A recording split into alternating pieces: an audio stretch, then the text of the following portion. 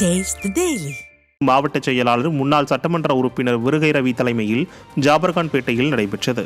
இந்த ஆலோசனைக் கூட்டத்தில் அதிமுக முன்னாள் அமைச்சரும் கழக அமைப்பு செயலாளருமான டாக்டர் விஜயபாஸ்கர், கழக மகளிரணி செயலாளரும் அதிமுக முன்னாள் அமைச்சருமான ப. வளர்மதி, அண்ணா தொழிற்சங்க பேரவை செயலாளர் ஆர். கமலக்கண்ணன் ஆகியோர் கழக நிர்வாகிகளுக்கு ஆலோசனைகளை வழங்கினார்.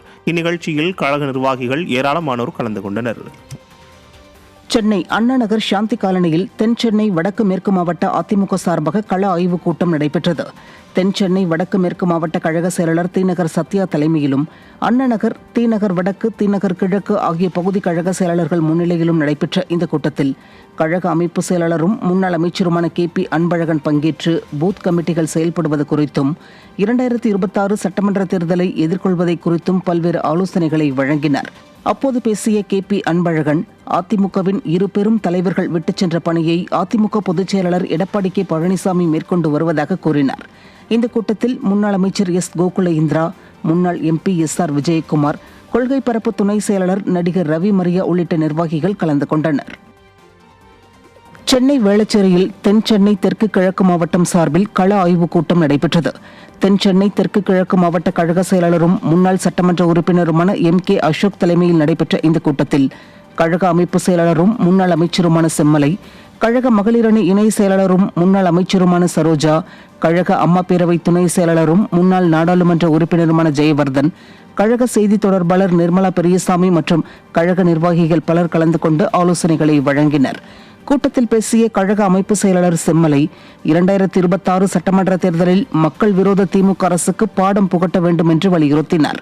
தொடர்ந்து பேசிய முன்னாள் அமைச்சர் சரோஜா, வரும் சட்டமன்ற தேர்தலில் அதிமுக வெற்றி வகை சூடும் நிலையை உருவாக்க அனைவரும் ஒன்றிணைந்து கழக பணிகளை செயலாற்ற வேண்டும் என்று கூறினார்.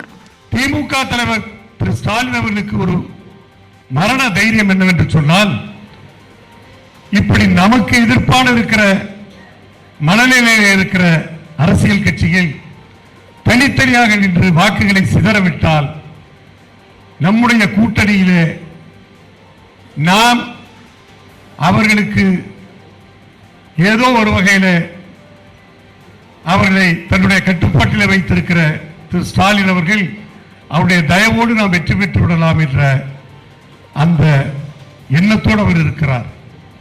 அம்மா சொல்லுவாங்க, மக்கள் பணி செய்கின்ற இயக்கம் அனைத்து இந்திய அண்ணா திராவிட முன்னேற்ற கழகம், மக்கள் பணி செய்கின்ற தொண்டரை கொண்ட இயக்கம் அனைத்து இந்திய அண்ணா திராவிட முன்னேற்ற கழகம், மக்கள் பணி செய்கின்ற தலைமையை கொண்ட இயக்கம் அனைத்து இந்திய அண்ணா திராவிட முன்னேற்ற கழகம். எனக்கு பின்னாலும் இன்னும் எத்தனை நூற்றாண்டுகள் ஆனாலும் அனைத்து இந்திய அண்ணா திராவிட முன்னேற்ற கழகம் மக்கள் பணி செய்யும் என்று யாரை நம்பி சொன்னார்கள்?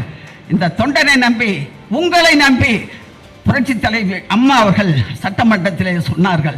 அம்மா சொன்னாங்க, சட்டமன்ற ஏட்டில் இருக்குது.